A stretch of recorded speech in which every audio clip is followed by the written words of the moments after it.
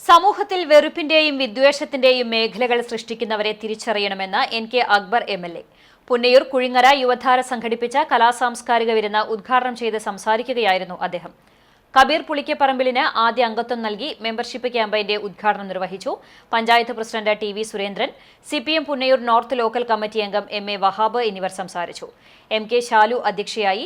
AK നസീറിന്റെ നേതൃത്വത്തിൽ new year music വൈബും ഉണ്ടായിരുന്നു. പുന്നയൂർ പഞ്ചായത്ത് സ്ഥിരം സമിതി അധ്യക്ഷൻ KA Viswanathan master, ward member Raseena Usman തുടങ്ങിയവർ സംബന്ധിച്ചു.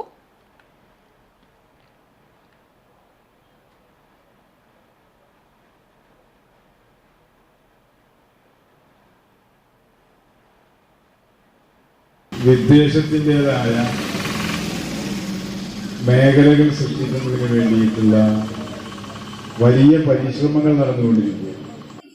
കോടതിയിലെ ഉന്നതരായ ജഡ്ജിമാർ വരെ ഇതര മതസ്ഥരെ വെറുപ്പിക്കുന്ന രീതിയിലുള്ള വിദ്വേഷ പ്രസംഗങ്ങൾ നടത്തുകയാണ്.